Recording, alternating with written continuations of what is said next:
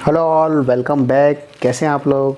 चलिए स्टार्ट करते हैं। आज का टॉपिक परसेंटेज का सेकंड पार्ट है। फर्स्ट वाला किया था हमने और यहाँ पे मैंने कुछ क्वेश्चंस लिखे हैं और क्वेश्चंस के बेस पे करेंगे तो ज़्यादा अच्छे समझ में आएगा।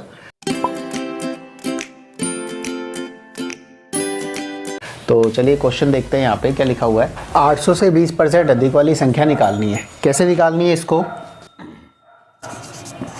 ये जो 20% अधिक है, 20% का मतलब हम ये समझेंगे यहाँ पे कि जो 800 की संख्या दी हुई है वो हम किसी भी संख्या का 100% मानते हैं। कोई भी संख्या दी हुई है तो ये किसी भी संख्या का तो 100% वो पूर्ण संख्या होती है। मतलब जो पूरी संख्या है वो कितनी है,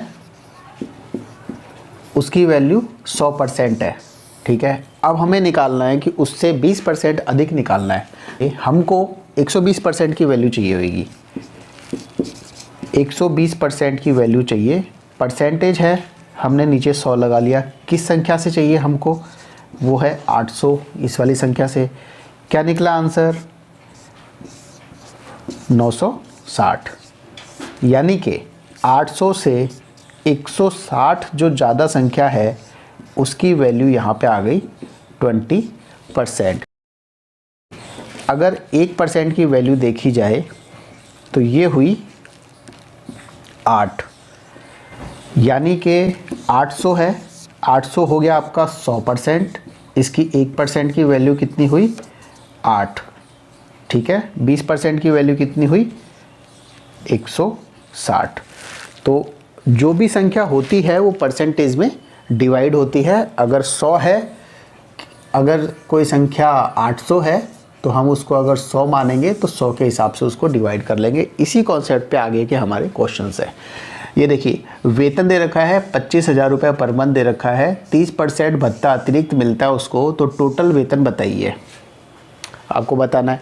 कैसे करेंगे? आप इसको ऐसे कर लीजिए। मैं आपको इसमें कोई फॉर्मूला नहीं बता रहा हूँ, बिना फॉर्मूले के कर रहे हैं। फॉर्मूला बता सकता था इसका भी, x into x plus x into 100 plus minus percent वृद्धि बटे 100।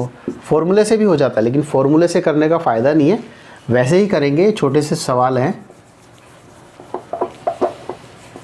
ये सवाल हम बिना फॉर्मूले करेंगे। ठीक है, अब ये दे रखा है 25,000 रुपये। ठीक है, ये वेतन है। 30% भत्ता अतिरिक्त मिलता है। इसमें कितना परसेंट हमको ज़्यादा चाहिए? 30%। तो टोटल वेतन निकालना हमको, कुल वेतन कितना मिलेगा इसको एक काम कीजिए। देखिए, इसको करने का तरीका बताता हूँ, बहुत ही अच्छा वाला। कैलकुलेशन ही नहीं करनी आपको। 25,000 है, ये 100% होता है। ठीक है, मतलब 100 का 100% है। तो हम अगर इसका एक टुकड़ा करना चाहेंगे, यानी कि ये है, ये यहाँ तक ले लिया इसको, तो 250 मतलब ये इसका 1% हो गया। 1% की वैल्यू कितनी हुई? 250। 1% की वैल्यू कितनी हुई? 250। तो 100% की वैल्यू यहाँ पे पूरी है 25,000। ठीक है, अब क्या पूछा है? 30% अतिरिक्त पूछा है। तो 25 या 75, यानी कि 250 का 30% कितना हो गया? वो 7,500। जो भी इसमें वैल्यू आ रही है हमारी, इसमें हम 7,500 ऐड कर देंगे तो इसका जो आंसर आ जाएगा वो आ जाएगा 32,500। ठीक है, तो इस टाइप में एक क्वेश्चन हो जाएगा। करने का तरीका क्या था इसको? दूसरा तरीका ऐसा ले लीजिए इसको, 25,000 गुणा 130 बटे 100। ये 2 जीरो से 2 जीरो कट गया, 250 है और ये 130 है। 13 पंजे 65 होते हैं, 13 दूनी 26, 26 और 6 32। ठीक है, ये इसको तरीका करने का, ये मैंने आपको समझाने के हिसाब से बताया था। चलिए अगला प्रश्न देखते हैं। हाँ, तो ये क्वेश्चन है, इसको कैसे करना है? 25% है, वृद्धि इतनी हुई, इसके बाद में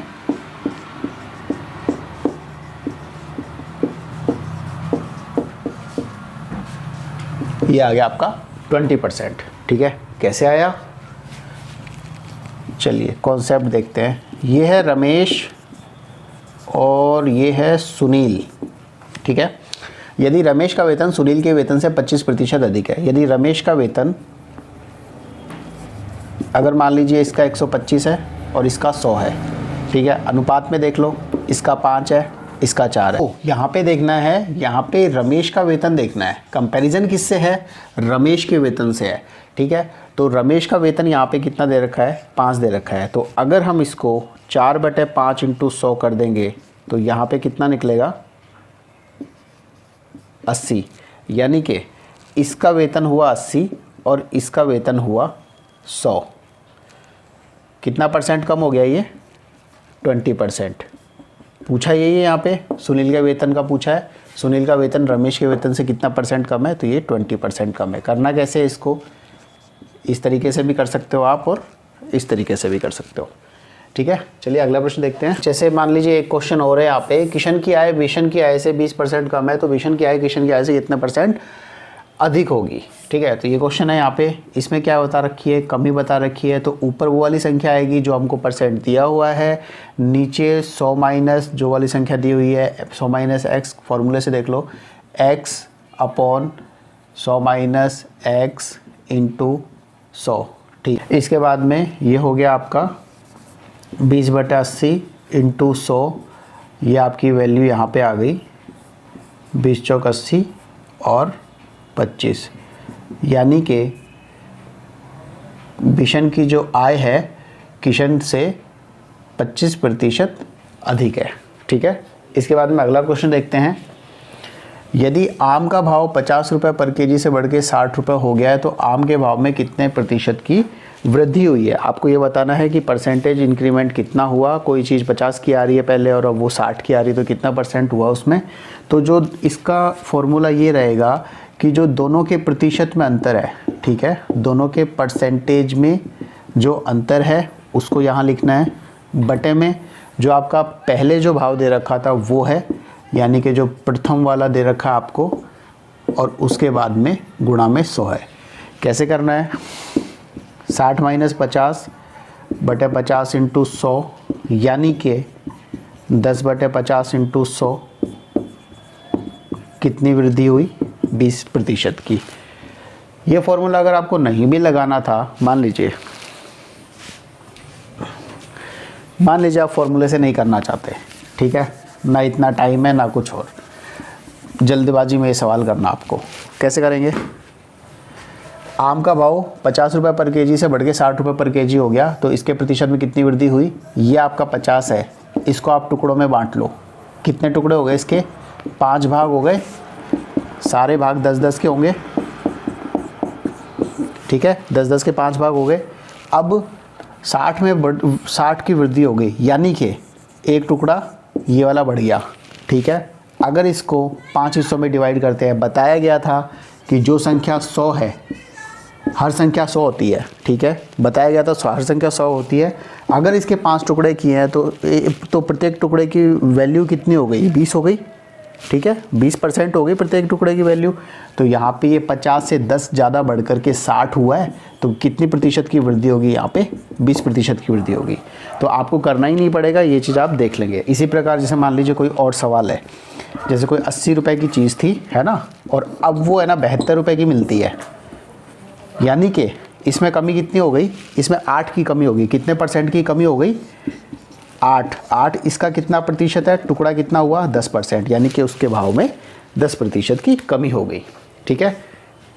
कंपैरिजन किससे करना है? जिससे पूछा गया है, तो इससे कंपैरिजन करना है। यहाँ पे इससे पूछा गया था तो इससे कंपैरिजन हो जाएगा।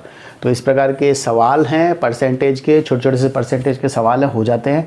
इसके बाद परसेंटेज में आगे आते हैं, क्रिकेट के सवाल भी आते हैं, ठीक है, जनसंख्या के सवाल भी आएंगे, और दोनों लैंग्वेज बोलते हैं उस टाइप के भी सवाल है। तो आने वाली क्लासेस में हम उस टाइप के सवाल देखेंगे, थोड़े से टिपिकल वाले होंगे, इसलिए आपको ये वाला कॉन्सेप्ट समझना बहुत ज़रूरी है। आप ये वाले सवाल अच्छे से कर लेना, ठीक है। चलिए मिलते हैं अगली क्लास में।